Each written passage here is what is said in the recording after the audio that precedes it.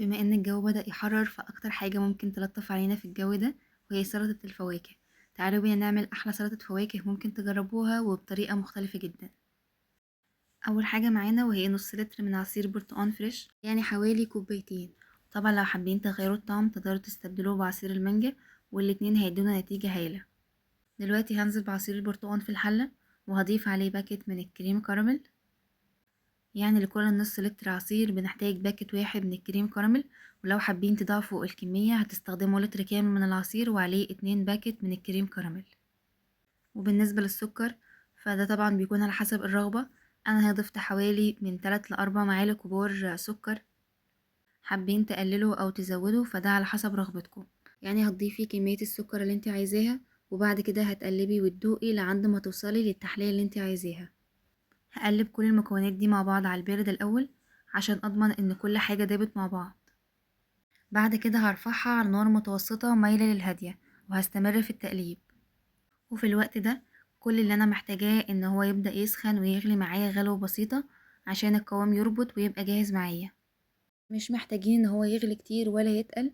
أول ما هيبدأ يغلي وتظهر كده بابلز أو فقاقيع من على الوش، هنطفي عليه النار فورا، لأن هو لما بيبرد بيجمد كده وبيمسك نفسه.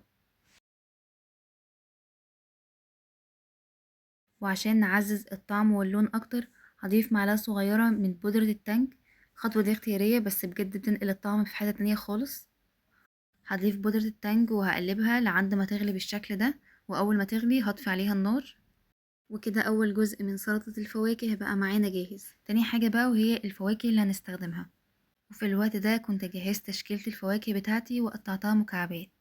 واي نوع فاكهة انتوا بتحبوه او متوفر عندكم تقدروا تستخدموه عادي جدا. انا استخدمت هنا الكيوي والموز والرمان والتفاح. استخدمت تفاح احمر واصفر وكمان البرتقال.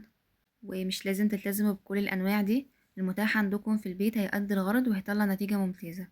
وبحب جدا ان انا استخدم اي حاجة حمرا في سلطة الفواكه عشان بتدي لون حلو جدا، زي الفراولة والرمان.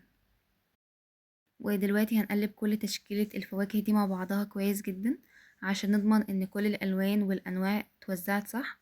وبعد كده هنبدأ نوزعها في الكيسات بتاعتنا.